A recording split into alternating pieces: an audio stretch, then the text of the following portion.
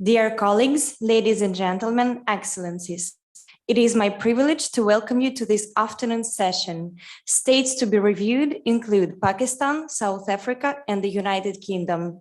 Before proceeding with this session, I will briefly recall each state under review is allotted 30 minutes in total to present their national report, as well as to respond to recommendations and engage in further dialogue with reviewing states. For reference to the speaker, time allowances will be reflected on the screen, which is to be displayed accordingly for the duration of the session. It is kindly requested that representatives would only take the floor following the President's invitation to do so. If the delegate of the state under review fails to connect, the floor will be given to their replacement, following the specification provided beforehand by the Secretariat.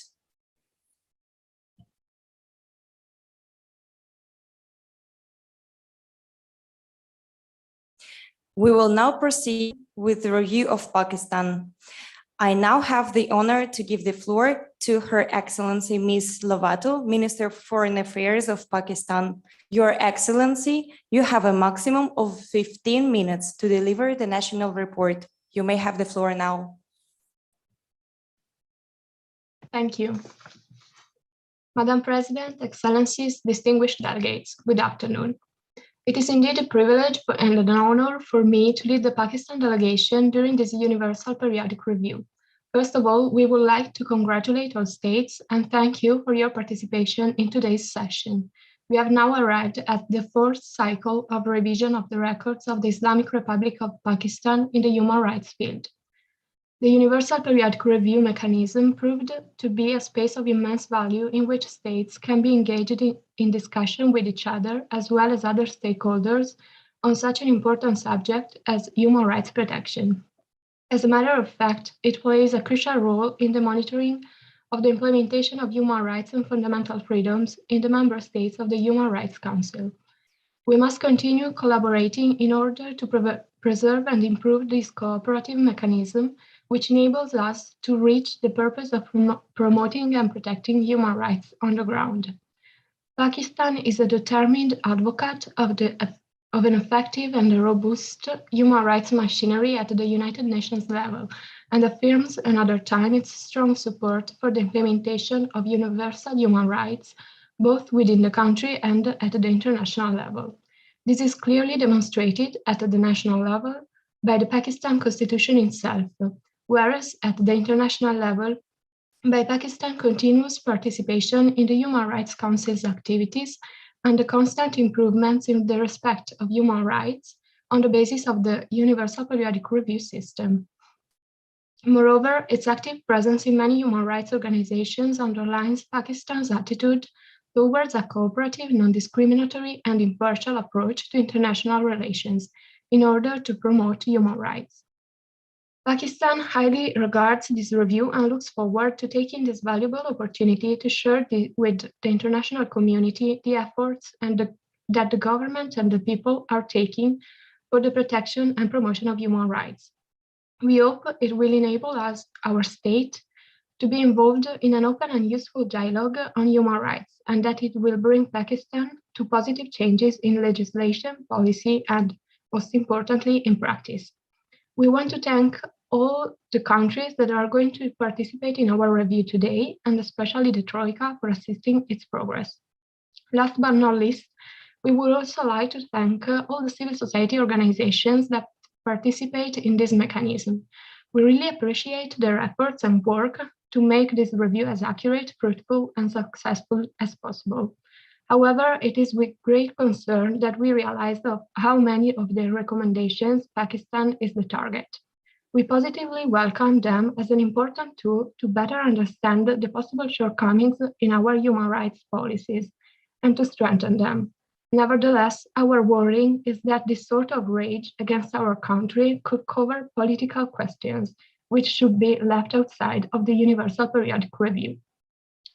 Today, we want to share with you the efforts made on the basis of the recommendations we accepted during the 2017 Universal Periodic Review that helped us to introduce the necessary changes wherever required.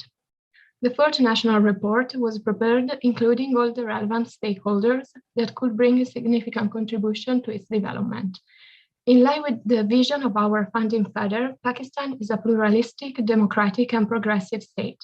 Its founding principles are the rule of law, respect for diversity, equality, and justice. Pakistan's institutions reflect all these aspirations and try to fulfill them despite numerous challenges we have faced and we continue to encounter. Pakistan is persuaded that there is always space for improvement, especially in the human rights field, and in the attempt of being faithful to its commitments and of improving human rights protection in the country. Many actions have been undertaken in different areas. Since the last Universal Periodic Review, Pakistan has made tangible and significant progress in the field of human rights, some of which we are going to touch upon in the presentation of Pakistan's fourth national report. Some noteworthy documents are the 10-year Socioeconomic Development Plan, Vision 2025, and the 11th Five-Year Plan, the aim of which is the promotion and protection of human rights in the country. Other important issues that have been addressed through the establishment of specialized institutions are climate change, healthcare, rights of the elderly, and the rights of the intersex and transgender community. During the third Universal Periodic Review, many concerns were raised concerning the freedom of opinion and expression. This fact was taken seriously by Pakistani authorities, so much so that the draft written by the Minister of Human Rights on the protection of journalists and media professionals has been approved by the National Assembly and is now under the consideration of the Senate. Related to this issue, there is the one concerning enforced disappearances. In June 2021, the Minister for Human Rights proposed the bill on criminalization of enforced disappearances. This act would amend the Pakistan Penal Code and the Code of Criminal Procedure, introducing a new section to address the specific issue of enforced disappearances. The aim of the bill is to criminalize this practice, providing for punishment for those involved in the perpetration of such acts. In this way, being faithful to Pakistan's commitment to civil and political rights deriving from its ratification of the International Covenant on Civil and Political Rights. In order to fulfill Pakistan's obligation under the ICCPR and other international conventions, in 2019, the Supreme Court declared that the judicial activity of tear gas and pancreas is to be considered unlawful, banning this kind of traditional and informal justice systems. In July 2021, the Senate unanimously adopted the Torture, Custodial Death, and Custodial Rape Prevention and Punishment Bill, which is now waiting for consideration from the National Assembly. This document has been recognized by the Special Rapporteur on Torture and Other Cruel, Inhuman, or Degrading Treatment or Punishment as a pivotal turning point for the development of a legal framework in which torture and ill treatment are to be prohibited in every circumstance, and in which there are laws to punish perpetrators. Concerning social, cultural, and political rights, the policy on single national curriculum is in progress. It aims to unify the Pakistani education system by providing the same study materials to all children across the country. In 2020, the Parliament established the Naya Pakistan Housing and Development Authority, a corporation that aims at promoting affordable housing for lower and middle-income Pakistanis in the whole national territory. The Punjab Domestic Workers Act 2019 prohibits discrimination of any kind towards domestic workers and provides for extra pay for extra work hours. Moreover, the Women Protection of Rights Bill, passed by the Senate in 2020, grants women access to the work market without suffering gender discrimination. Pakistan is fully committed to reaching universal health coverage in the framework of Vision 225. National Action Plan provides access to essential healthcare to all Pakistanis. In 2017, great interest was shown in relation to issues about the rights of individual and vulnerable groups. The Pakistani Ministry of Human Rights has formulated the national policy guidelines on gender-based violence, and the Parliament has passed the Women's Property Rights Ordinance. which deals with women's grievances over the inheritance.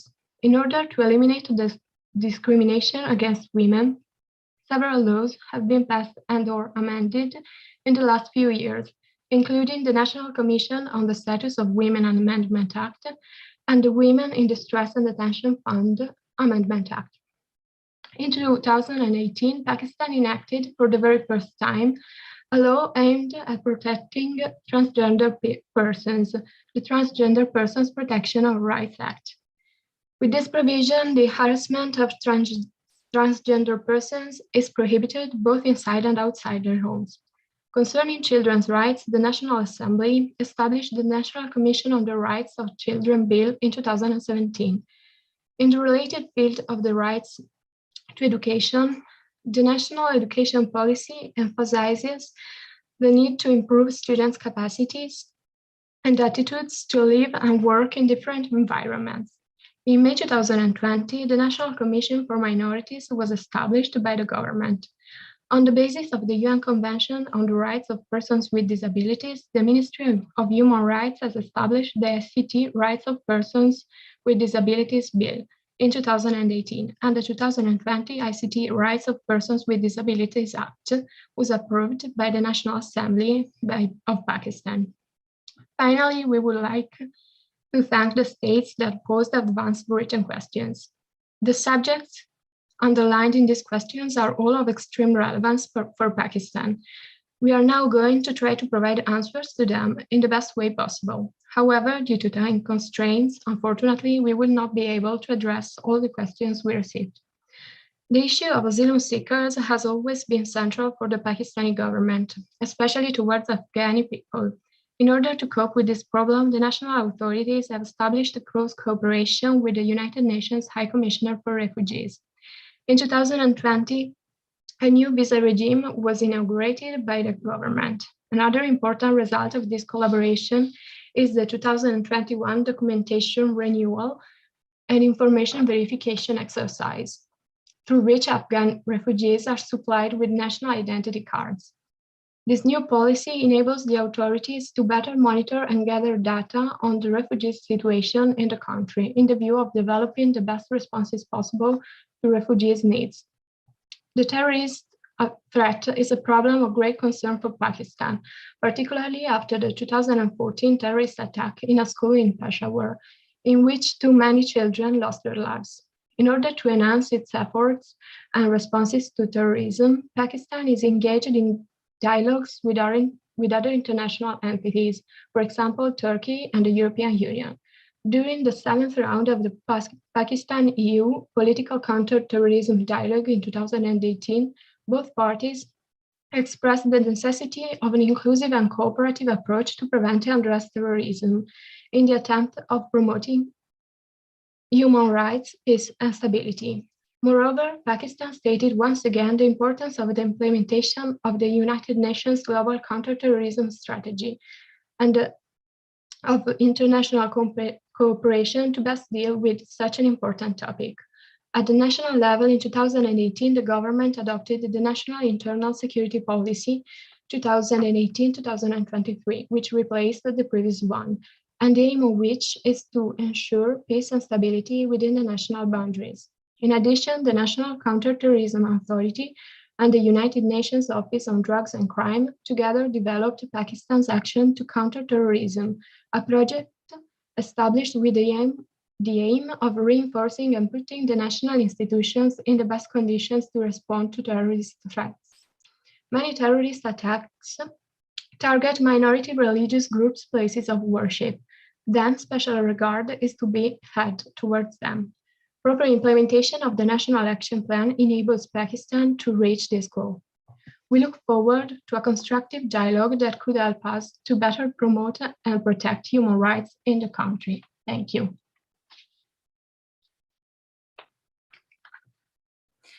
Thank you, Your Excellency. Now we will start the interactive dialogue. Before I give the floor to the delegates for questions and comments, I would like to remind you that the speaking time will be 1 minute and 30 seconds for each reviewing state.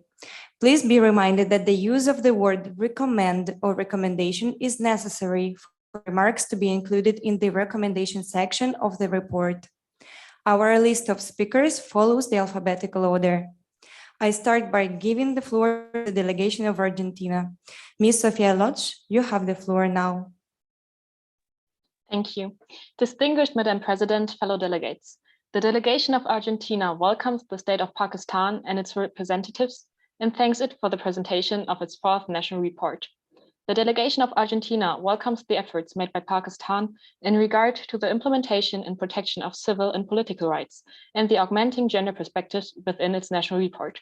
Further, the Delegation of Argentina would like to, first, stress and recommend to take urgent measures concerning the national safety of lesbian, gay, bisexual, transgender, and intersex persons through amending the respective penal code against the criminalization of non-heterosexual marriages and intercourse.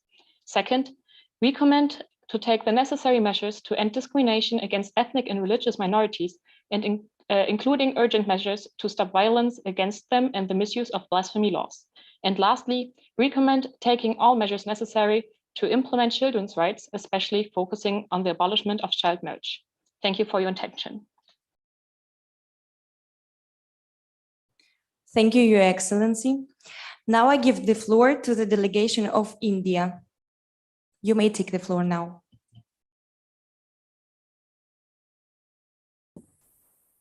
Thank you, Madam President and delegates. The nation of India welcomes the Delegation of Pakistan and thanks it for the presentation of its national report.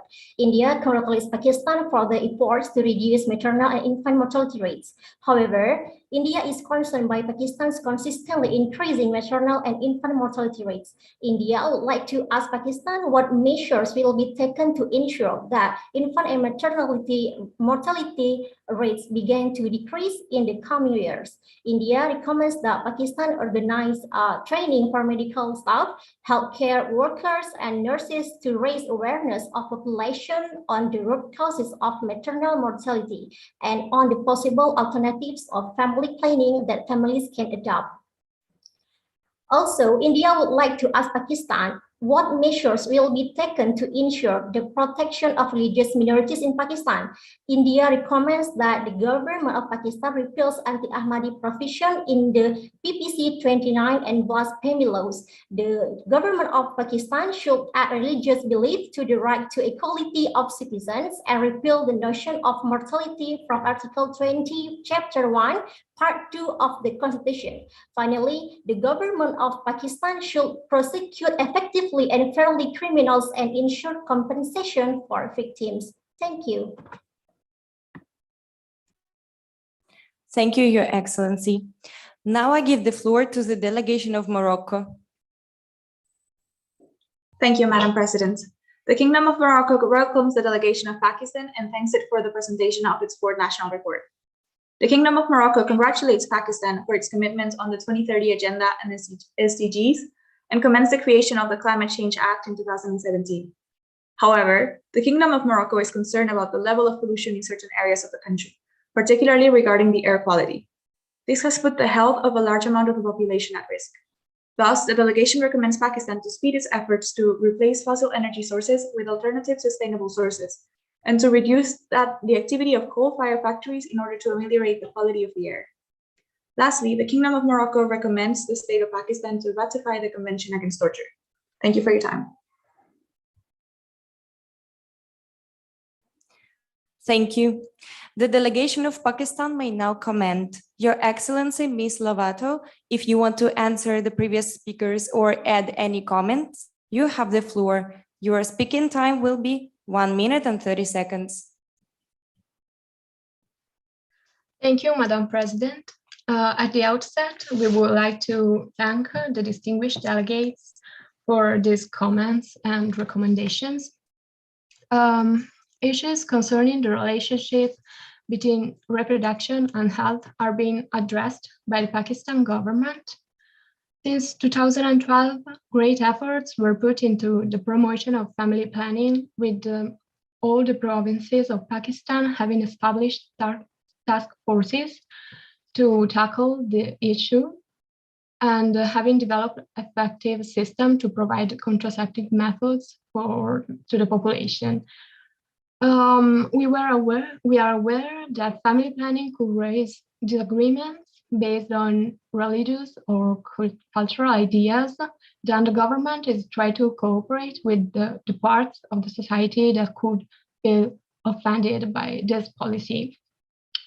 Pakistan is also aware of the difficulties and challenges related to climate change, as demonstrated by some declarations by national authorities. And Pakistan is concerned about this gigantic problem that is affecting our lives, and the participation in COP26 was a great opportunity for Pakistan government to take responsibility and to be conscious of further steps and actions. Thank you.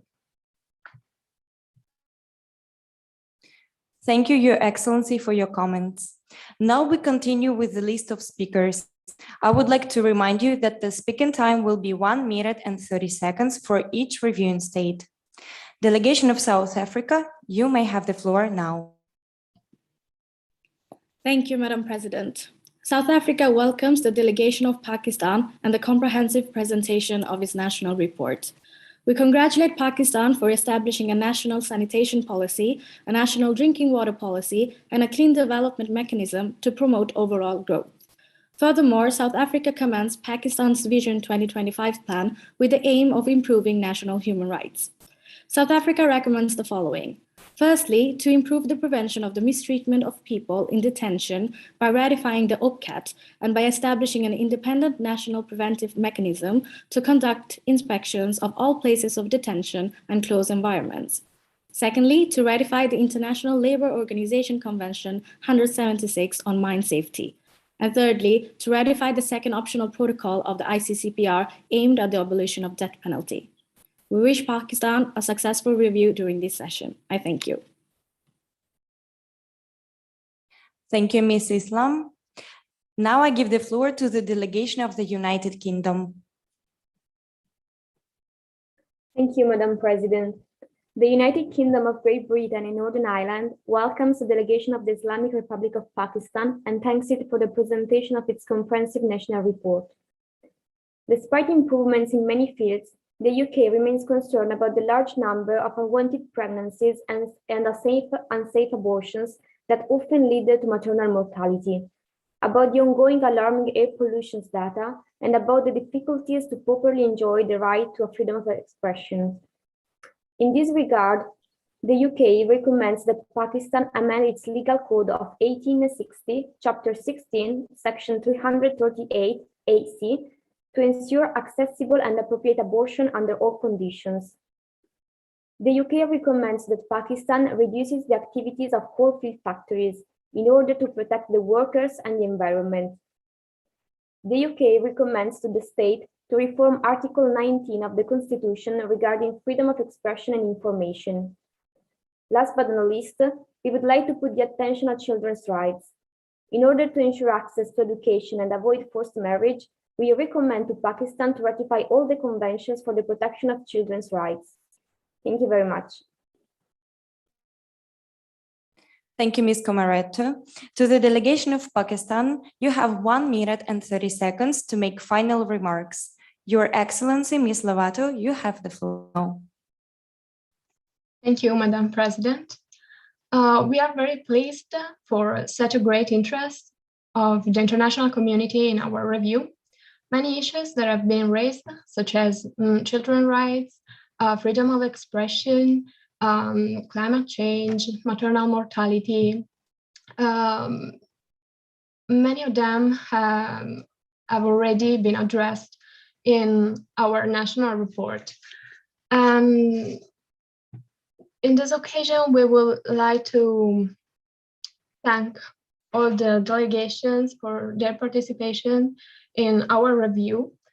And we found their participation very constructive because it at the same time recognized and tried to improve the efforts of the Pakistani authorities in promoting and protecting human rights.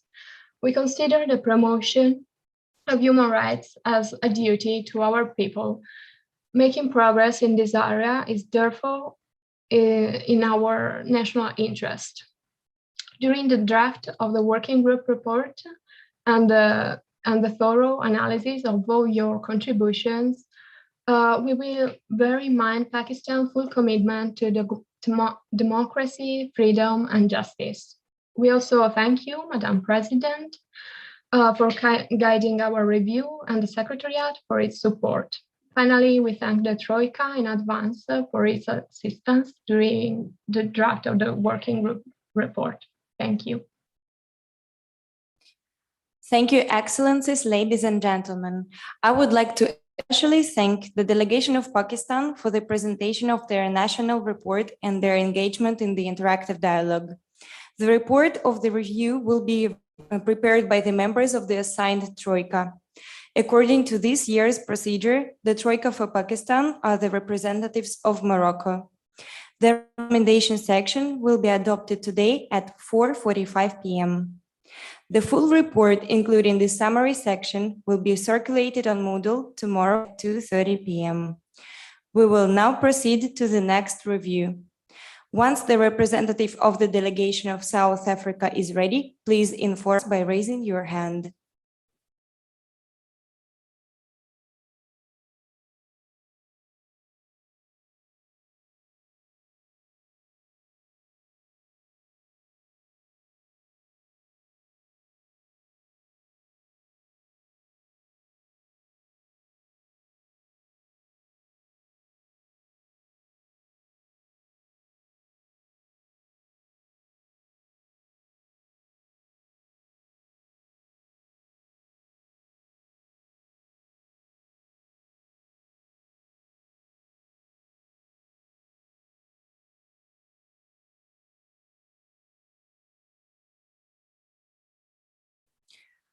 We will now proceed with the review of South Africa.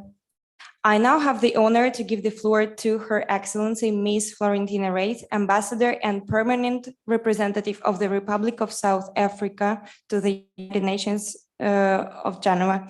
I should recall that the delegation of South Africa has a maximum of 15 minutes to deliver their national report. Ms. Florentina Reis, now you have the floor. Madam President, members of the Human Rights Council, distinguished delegates, my delegation and I feel honored to continue our involvement in the fourth cycle of the Universal Periodic Review. We are glad to send you warm greetings from the government and all people from South Africa.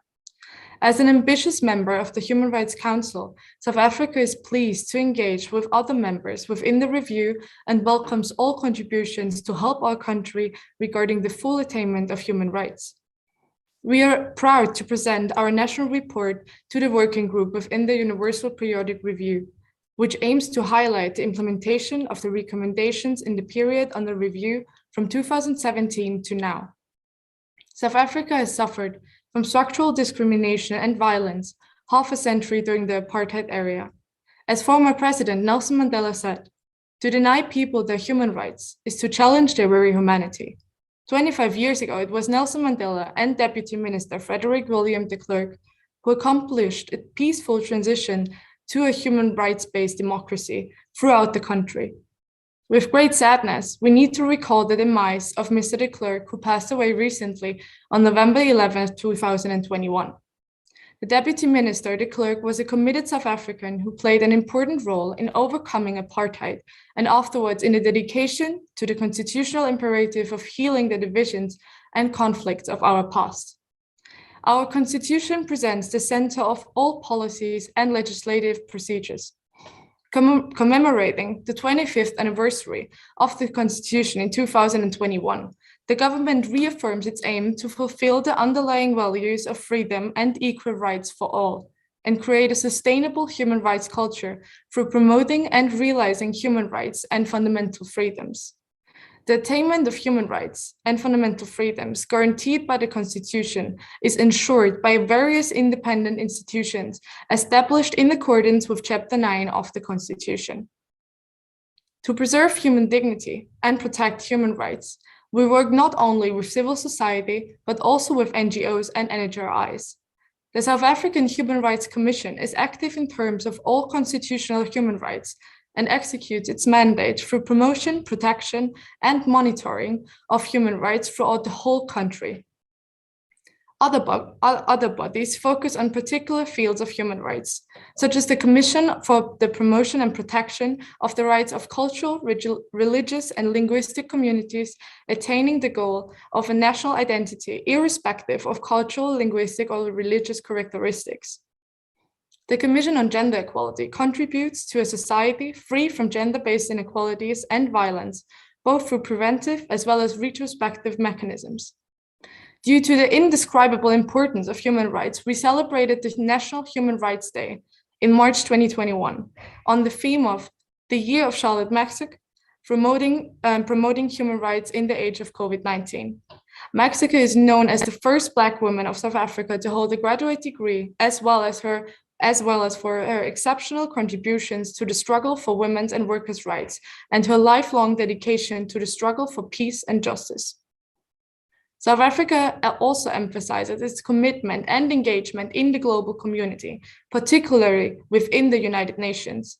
Since the adoption of the Agenda 2030, South Africa can register many achievements in the implementation of the Sustainable Development Goals. South Africa follows an interconnected and multi-sectoral approach.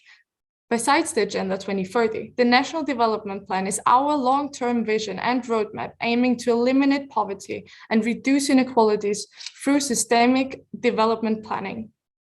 Major strides have been made in terms of SDG 5, gender equality. South Africa has developed numerous legislative frameworks which are directly in line with the goal of ending all forms of discrimination against women and girls everywhere. Significant progress can be noted in the involvement of women in the national parliament as well as in the government. In the current cabinet, the president proudly announced that 50% of cabinet ministers are women.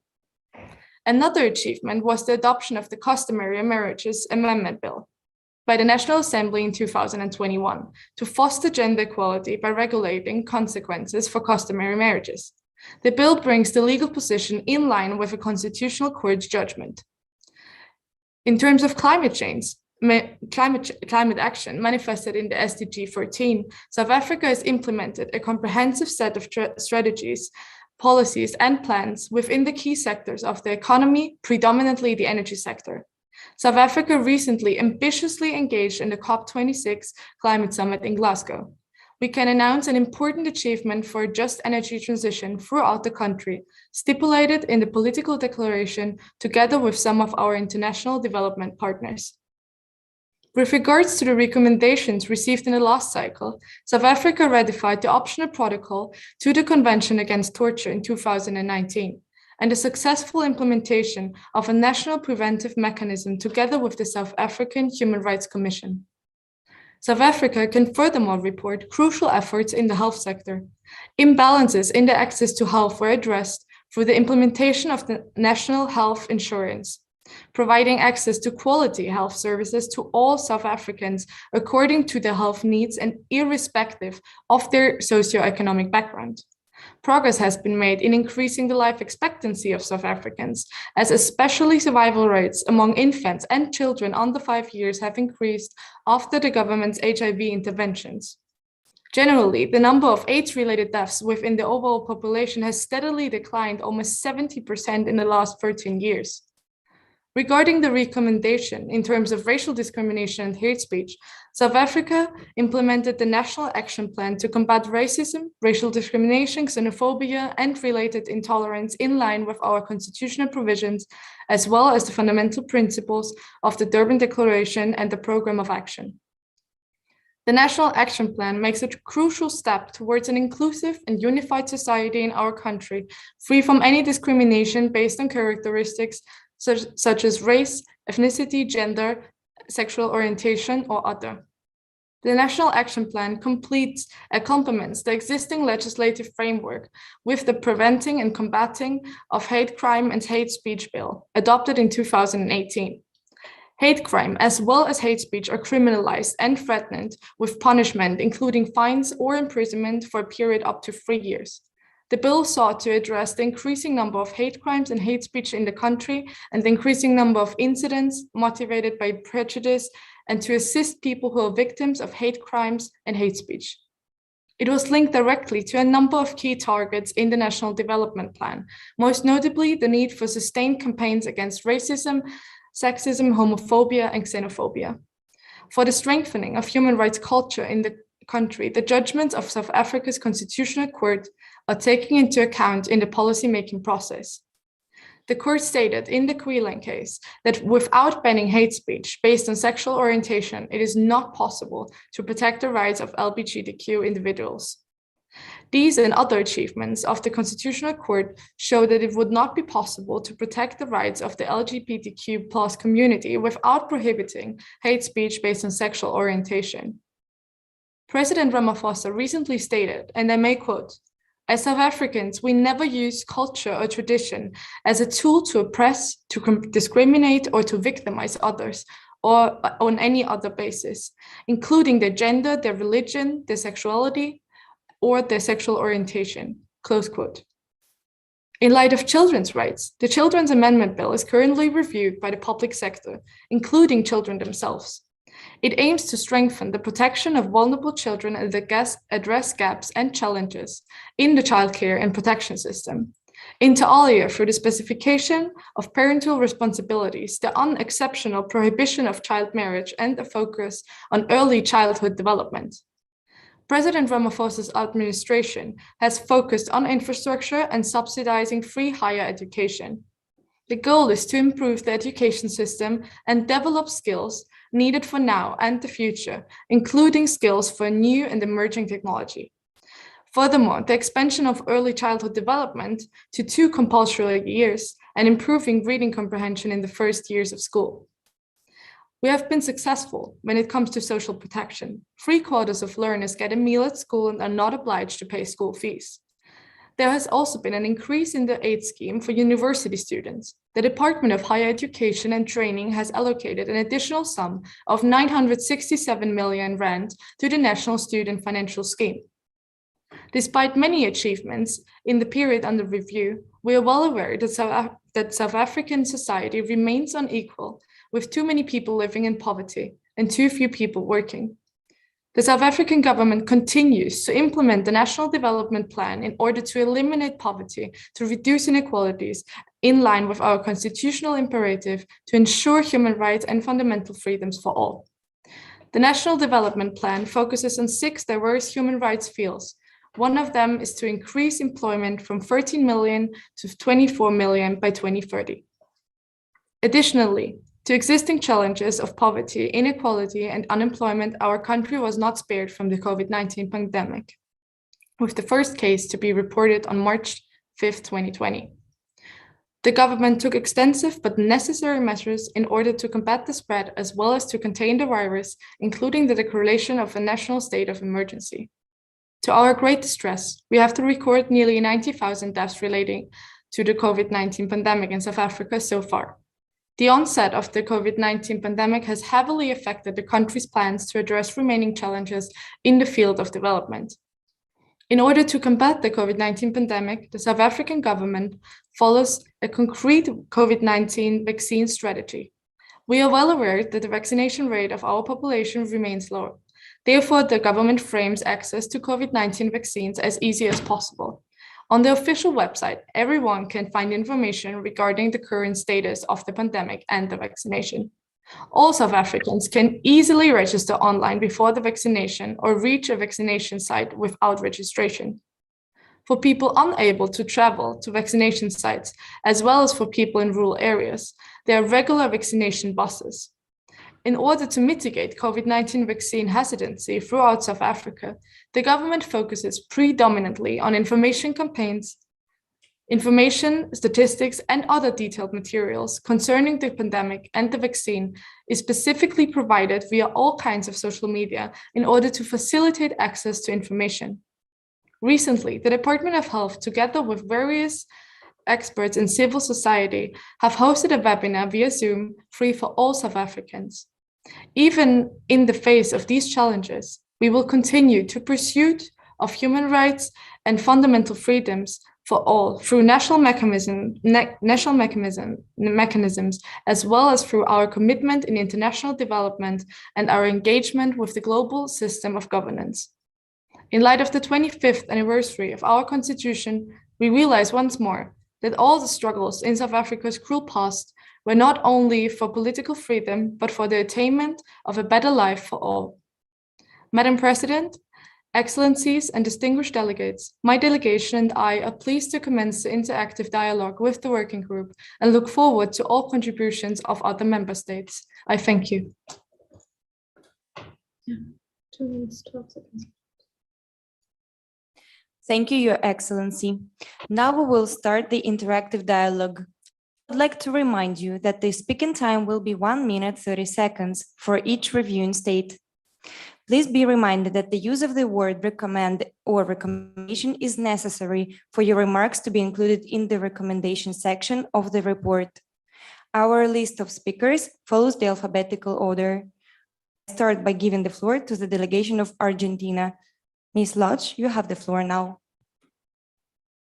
Distinguished Madam President, fellow delegates, the delegation of Argentina welcomes the state of South Africa and its representatives and thanks it for the presentation of its fourth national report.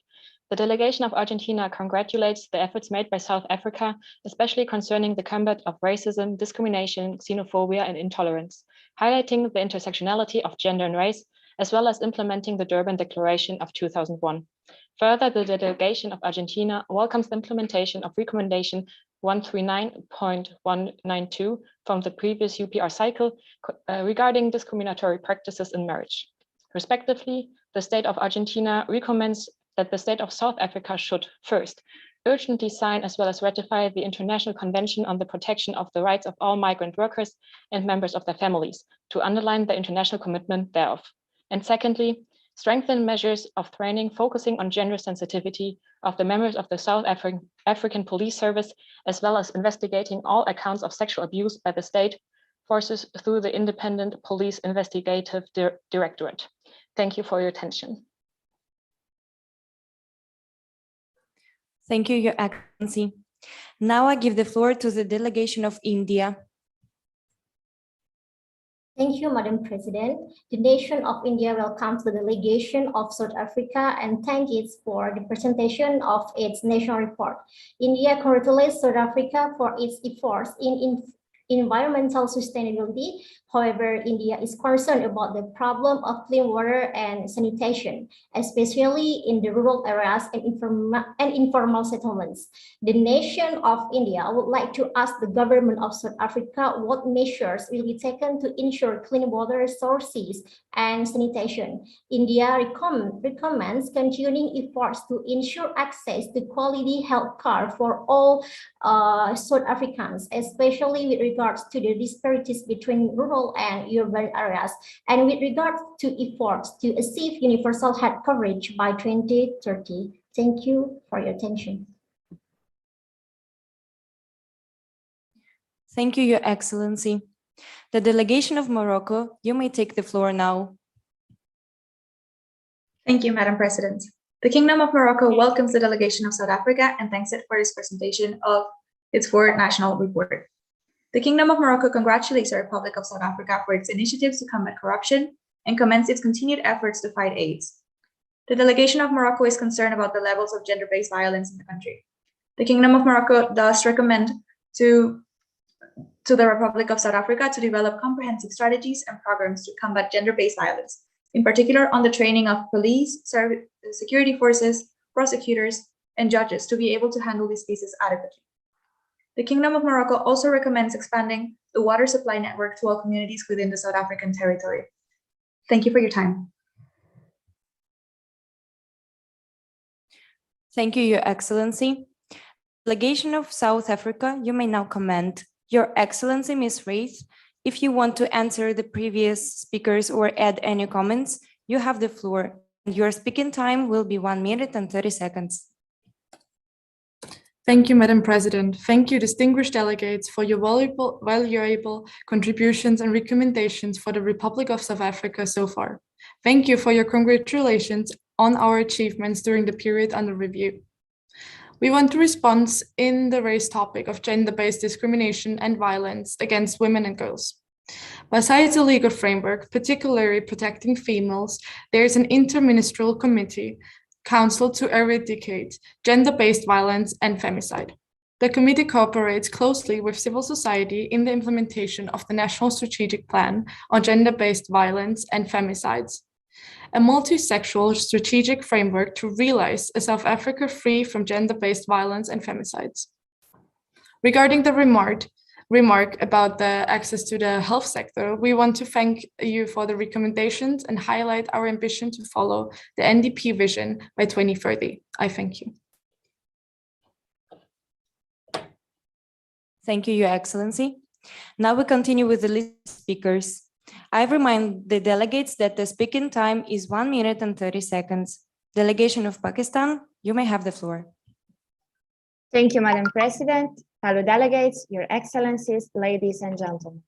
Pakistan welcomes the delegation of South Africa. We thank it for the efforts in preparing the national report and wish a successful UPR review. Pakistan takes positive note of the effort of South Africa in implementing the SDGs, especially SDG number 5 concerning the protection of women and SDG number 6 concerning the eradication of poverty. Pakistan fully supports the goal of eliminating poverty by 2030. Pakistan is concerned by the high rates of school dropouts, especially among girls. Pakistan therefore recommends implementing measures aimed at ensuring the access to quality education for every South African child, from both rural and urban areas, and also to children with disabilities.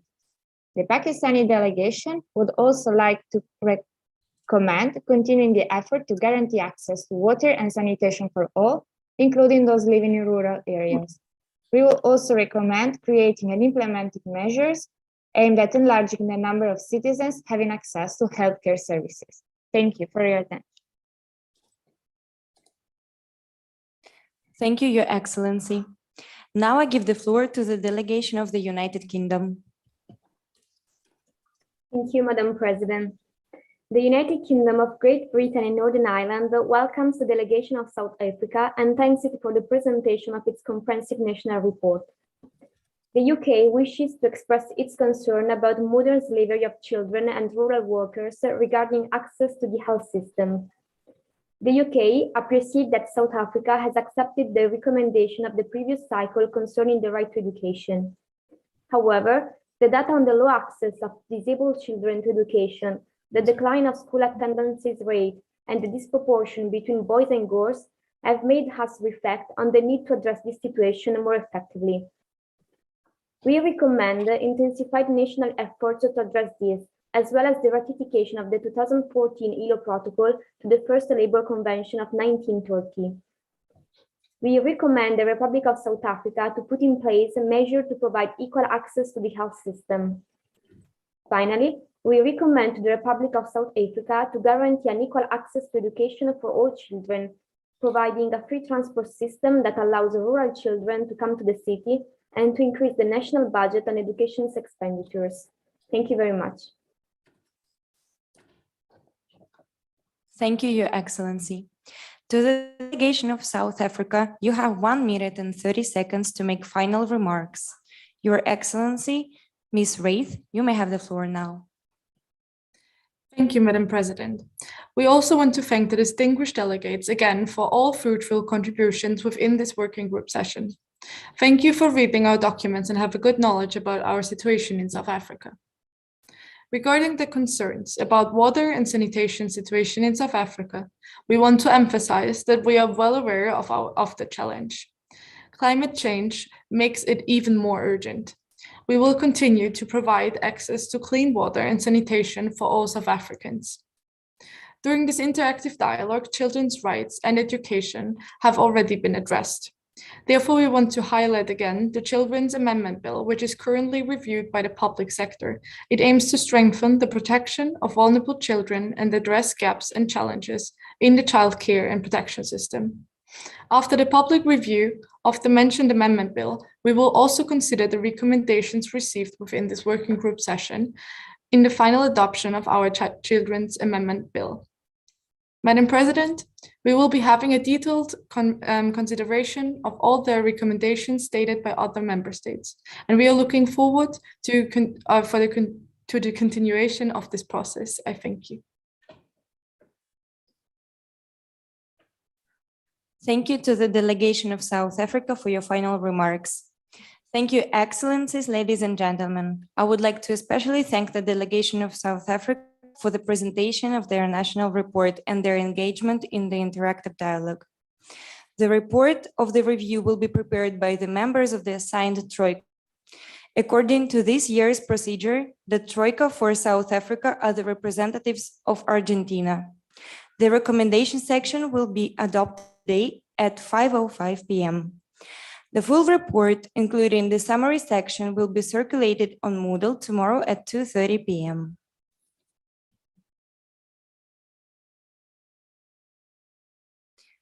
Dear colleagues, ladies and gentlemen, Excellencies, we will now proceed with the review of the United Kingdom.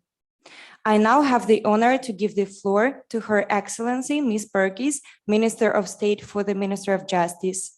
Your Excellency, you have a maximum of 15 minutes to deliver the national report.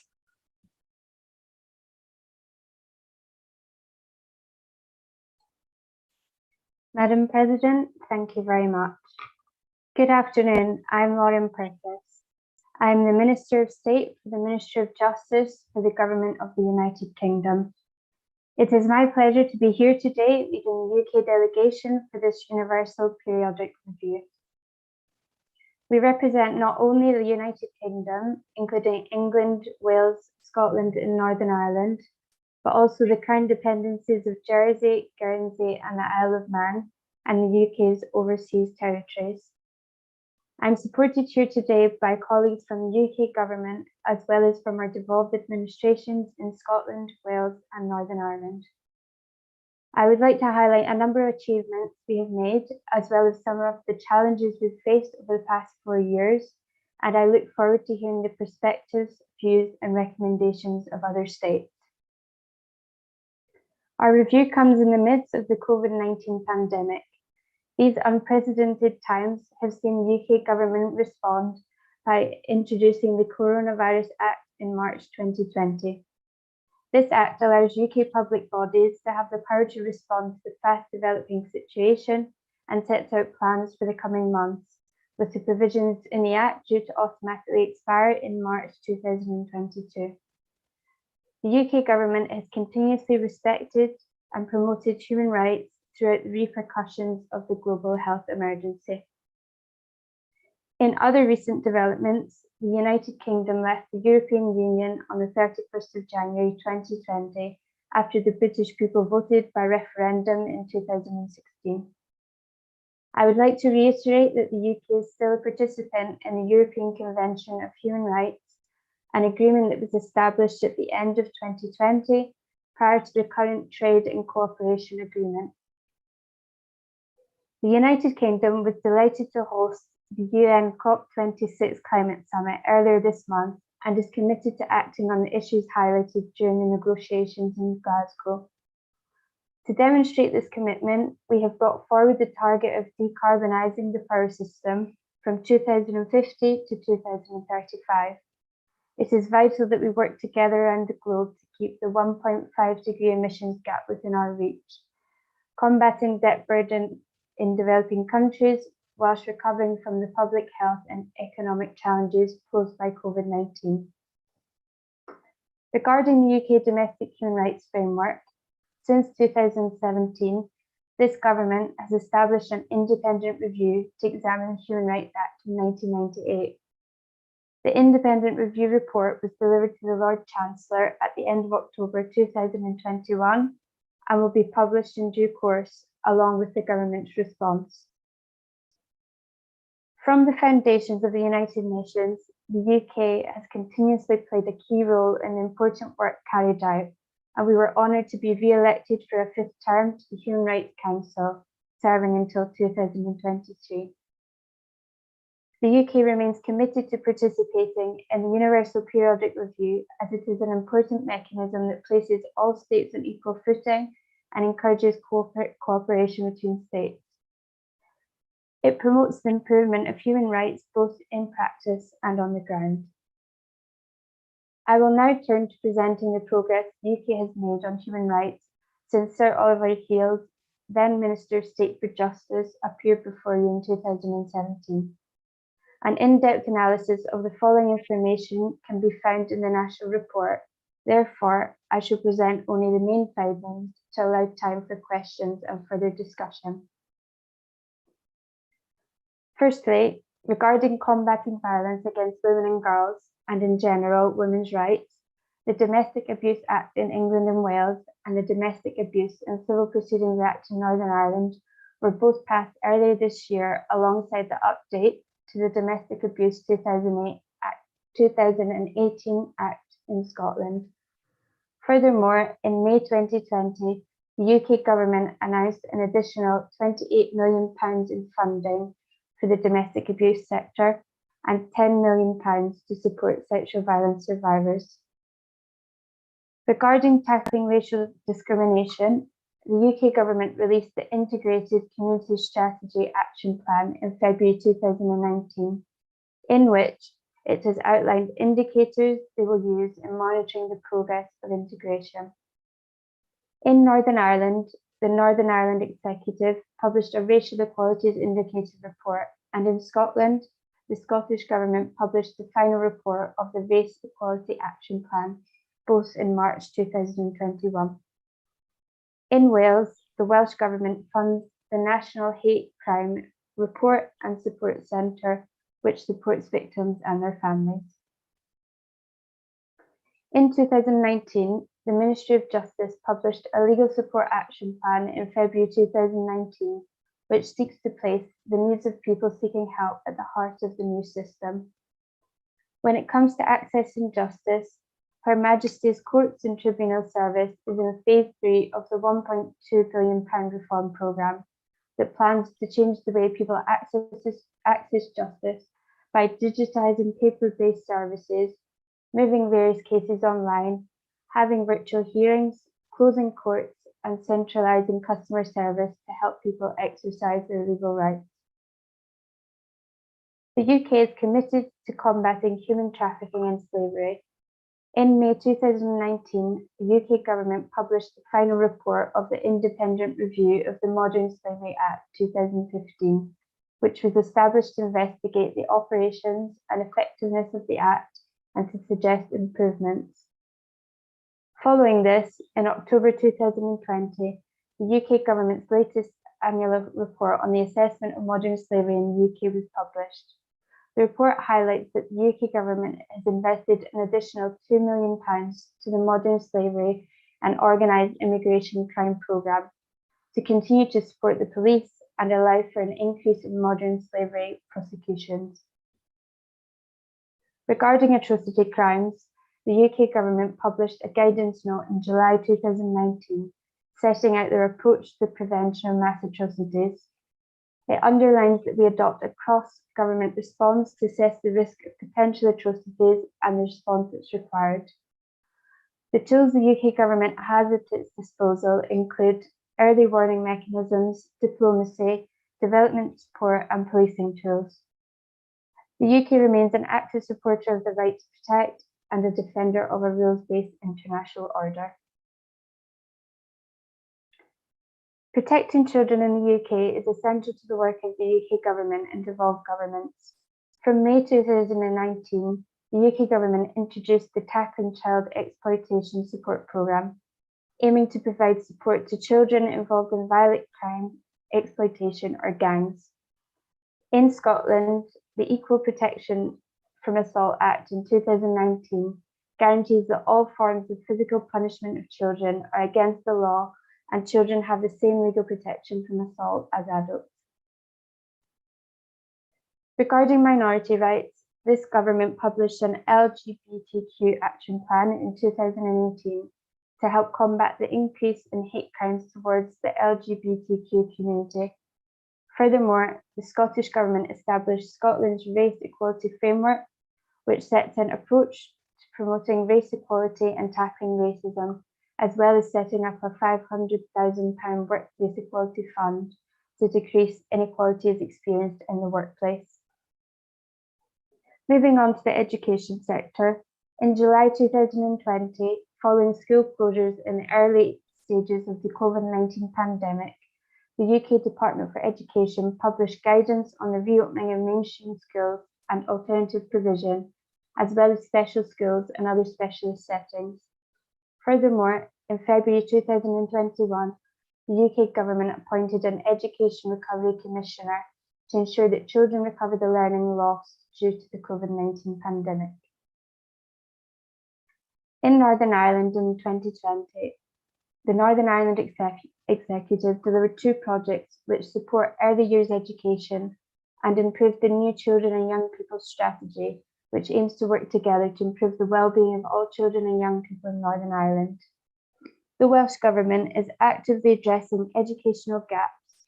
In 2017, it published Our National Mission, a strategy aiming to improve the school system, including reducing attainment gaps by 2021.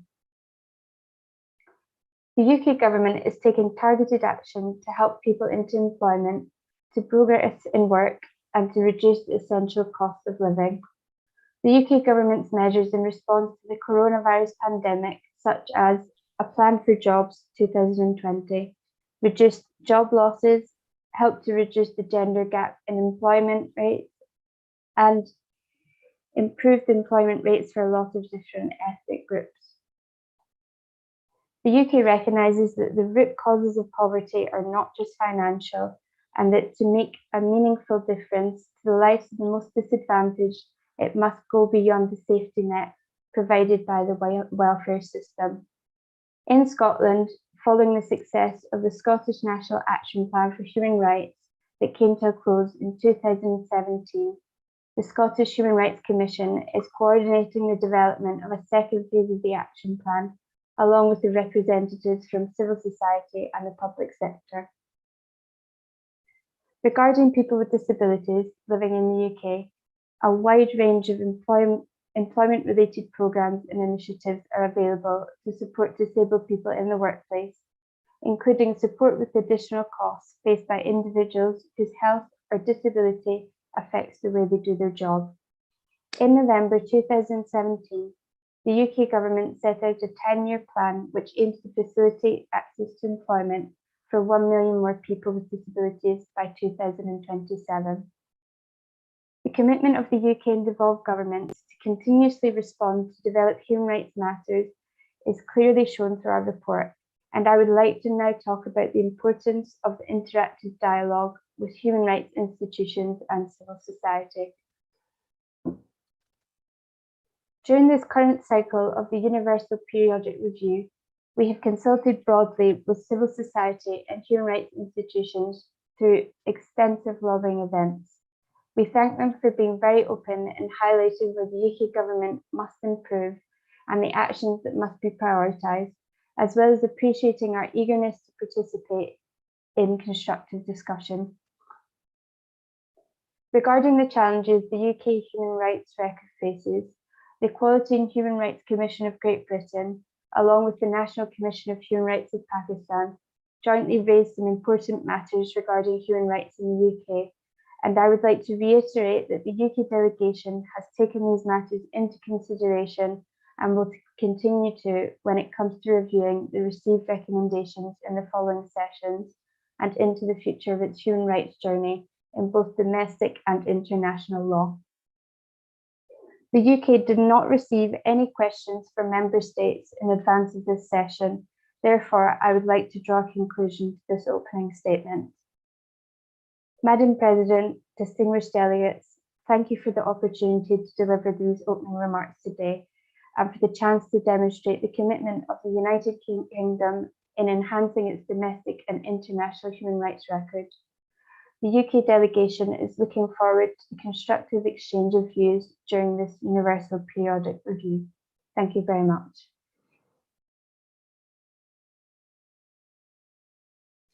Thank you, Your Excellency. Now we will start the interactive dialogue. I would like to remind you that the speaking time will be 1 minute and 30 seconds for each reviewing state. Please be reminded that the use of the word recommend or recommendation is necessary for your remarks to be included in the recommendation section of the report. Our list of speakers follows the alphabetical order. I start by giving the floor to the delegation of Argentina. Ms. Lodge, you may have the floor now. Distinguished Madam President, fellow delegates, the delegation of Argentina welcomes the new United Kingdom of Great Britain and Northern Ireland and its representatives and thanks it for the presentation of its fourth national report.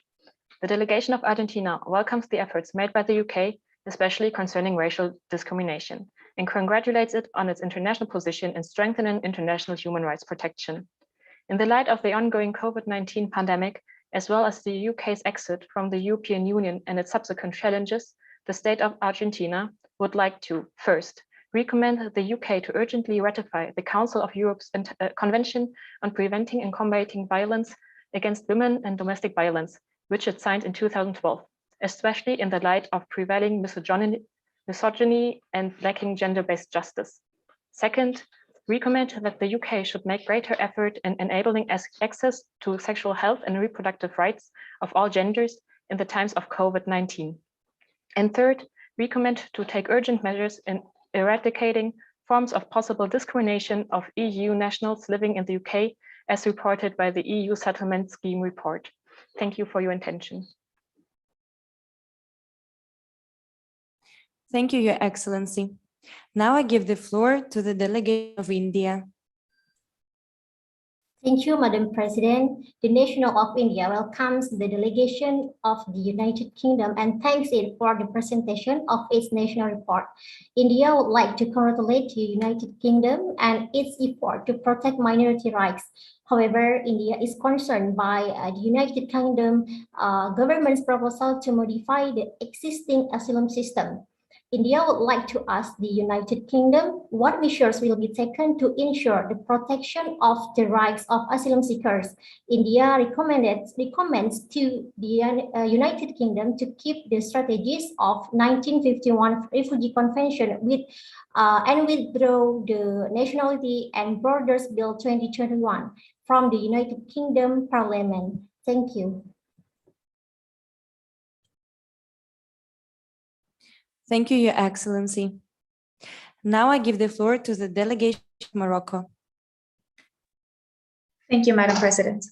The Kingdom of Morocco welcomes the delegation of the United Kingdom of Great Britain and Northern Ireland and thanks it for the presentation of its fourth national report. The Kingdom of Morocco commends the United Kingdom for its strong commitment and efforts to mitigate racial discrimination and addressing modern slavery. The delegation of Morocco is concerned about the legal status that migrants hold in the United Kingdom. Morocco recommends the United Kingdom to ensure that future bills regarding migrants and citizenship status, such as the Nationality and Borders Bill, be aligned with international human rights standards. The Kingdom of Morocco also recommends the United Kingdom to increase the age of criminal responsibility in England and Wales to 12 years old, in order to be in accordance with international children's rights standards. Thank you. Thank you, Your Excellency. The delegation of the United Kingdom may now comment. Your Excellency, Ms. Perkins, if you want to answer the previous speakers or add any comments, you may have the floor, and your speaking time is 1 minute and 30 seconds.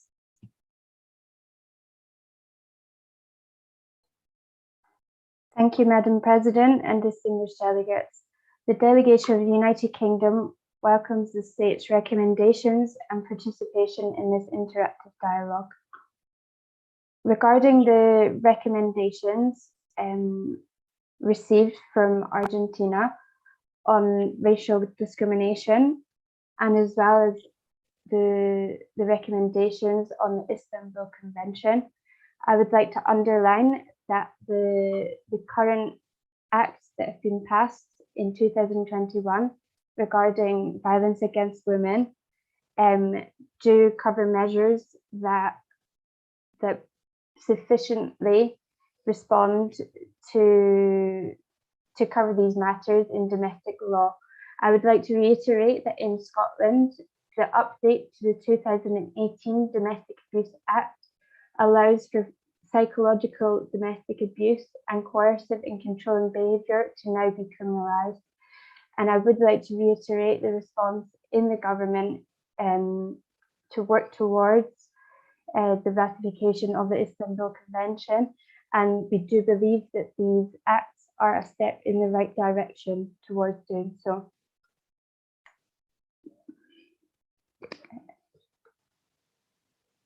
Thank you, Your Excellency, for your comment. Now we continue with the list of speakers. Delegation of Pakistan, you may have the floor. Thank you, Madam President, fellow delegates, Your Excellencies, ladies and gentlemen. The Islamic Republic of Pakistan would like to thank the delegation of the United Kingdom of Great Britain and Northern Ireland for the comprehensive national report. Pakistan is pleased about the recent development in the legal framework dealing with domestic abuse and violence against women and girls. The Islamic Republic of Pakistan recommends the United Kingdom to ratify the following international rights conventions and protocols.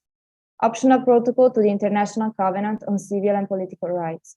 Optional protocol to the International Covenant on Economic, Social and Cultural Rights.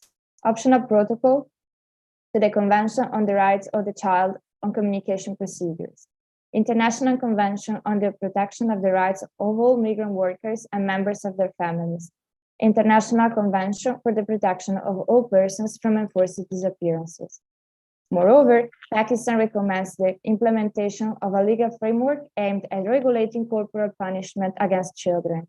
Lastly, Pakistan recommends a development towards the improvement of the living condition and treatment of prisoners in detention facilities. Thank you for your attention. Thank you, Your Excellency. Now I give the floor to the delegation of South Africa. Thank you, Madam President. South Africa welcomes the delegation of the United Kingdom and thanks for the presentation of its national report. South Africa commends the efforts of the United Kingdom to maintain respect and promote human rights during the health and economic crisis.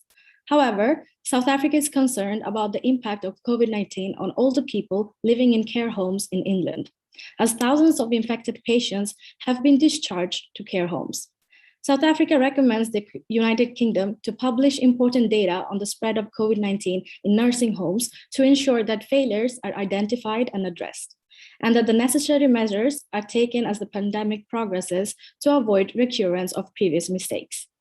Furthermore, South Africa recommends the United Kingdom to consider an indefinite extensions of the special order on remote access to early medical abortion services, and to provide remote abortion services across the whole territory, including Northern Ireland. I thank you. Thank you, Your Excellency. The delegation of the United Kingdom, you have 1 minute and 30 seconds to make final remarks. Your Excellency, Ms. Perkins, you may have the floor now.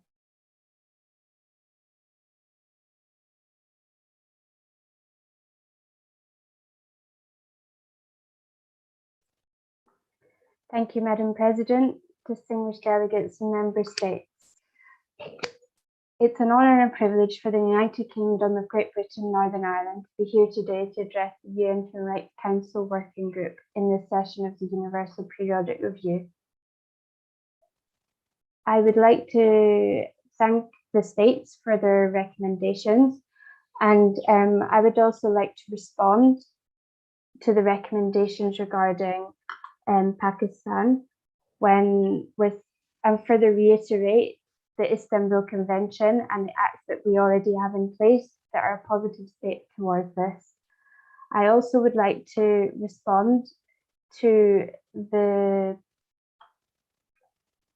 age of criminal responsibility that was brought up, and I would like to reiterate to the view of the government that at the age of 10, that children are able to positively distinguish between what is good behaviour and what is bad behaviour, and this is the reason as to why we remain fixed at the age of criminal responsibility being 10 years of age. But we will also take this into consideration and in future and look to respond to this in an efficient way across all of the countries of the United Kingdom.